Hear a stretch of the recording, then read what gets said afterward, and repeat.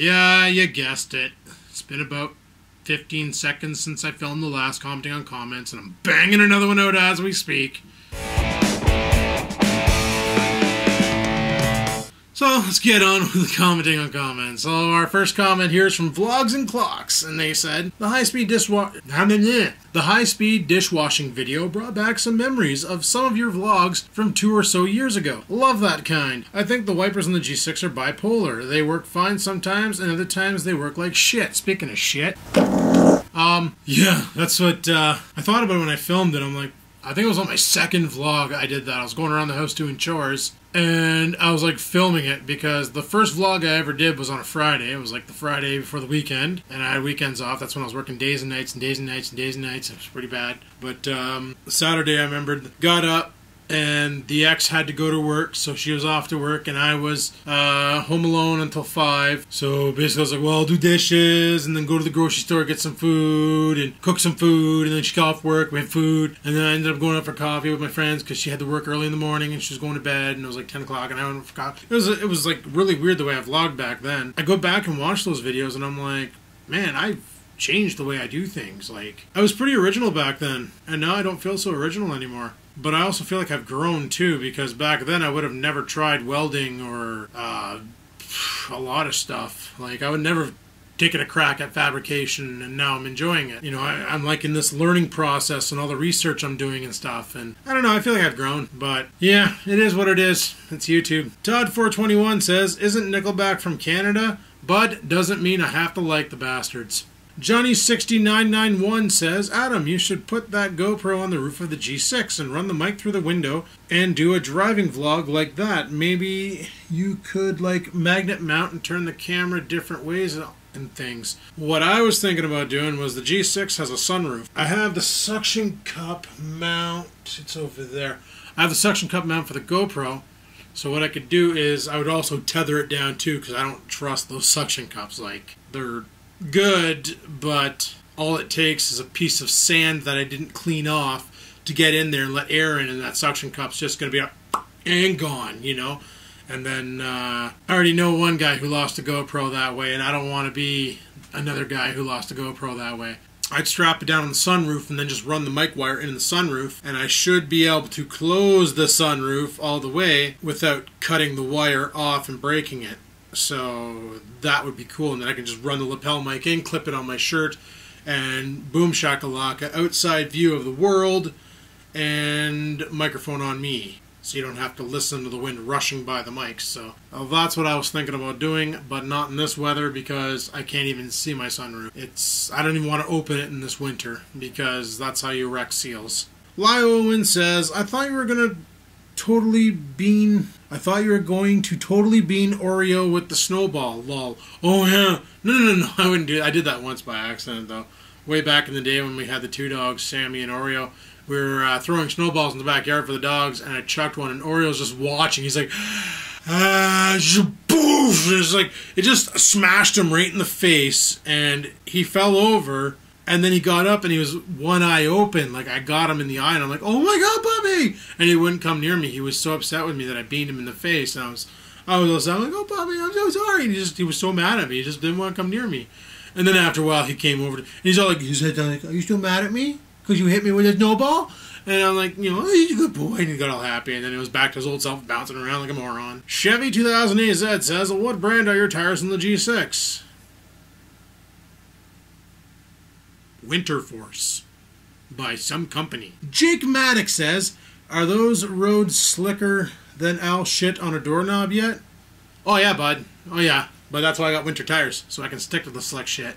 Paradox Design says, a friggin' score on the GoPro 2, cheapest I've seen was about $150, which is weird since GoPro Hero is only $129 brand new. But the new GoPro Hero $129 brand new does not have a microphone input. It has a lens from what seems to be the GoPro Hero 2, but as far as microphone input, it only has the one on the body. And what I don't like about the new GoPro Hero is it looks like you can't remove the battery. The battery is built into the unit, so once the battery stops holding the charge, you pitch the camera in the garbage. That kind of sucks, but it's cheap. Bill $29 and you get yourself a pretty damn good entry-level sports cam. Yeah, I wanted the Hero 2 for moto vlogging and And, like, definitely romping season. That's when that GoPro Hero 2 will be used. The big times. JMurray01 says, I just got myself a Samsung Galaxy Tab 10.5, and I'm very impressed with it so far. What are your views on the device? I have no idea, but I never used one. The only Android tablet I have is... Where's all my shit? I think the Acer. My Acer tablet, and that's in the other room. That's the only Android tablet I have, and that thing's like from 2009, and it's an 8 gig tablet with a dual-core 1 gigahertz processor. It's the Acer Iconia A500 8 gig version. It was a cheap Boxing Day tablet. I don't know, I'd like to get the Galaxy Tab S10 or whatever the new one's called. And that's why I was thinking about selling my iPad, because I could care less about iDevices. This thing even turned on. Oh, battery's probably dead again, because I just love keeping it charged. No, I was thinking about selling the iPad and then getting myself an Android tablet, because I'd rather use Android over Apple like any day of the week. Warren6815 asks, are you still... fuck Adam, learn to talk. Are you still thinking of moving down south when your job comes to an end? Well, this is what I'm thinking. Yes and no. I'm going to use down south as like if I cannot establish an income that can sustain me here in North Bay, then yes, I'm gone. Because if I can't make it work here, then I can't be here. That's... You know, survivability. Can't survive in your location? Relocate. And that's what I'll do. I'll relocate down south. I'll relocate somewhere else. Whatever I gotta do.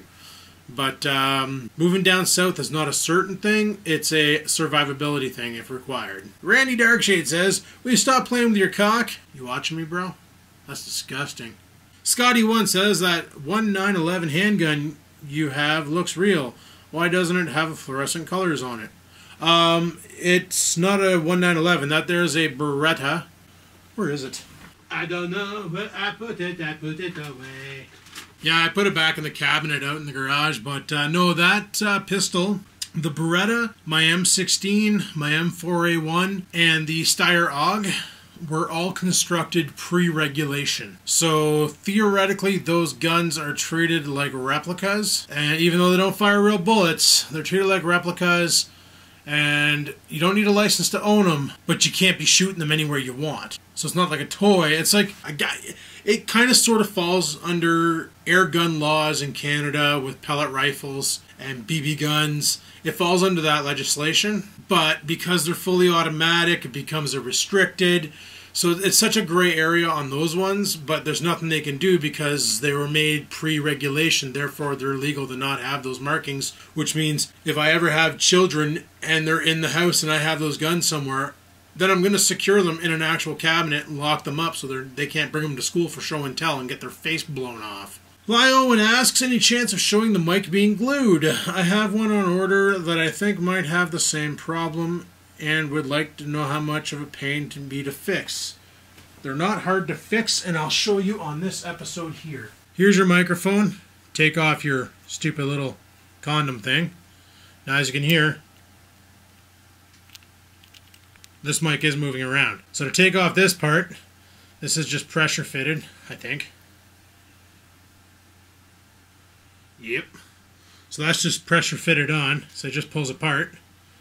And then your microphone is in there. I haven't done it to this one yet, but all I did was I put a dollop of glue in there, and then I grabbed the wire and carefully pulled it until it was flat, and then I just put the lid back on her once it dried, and the mic stopped moving.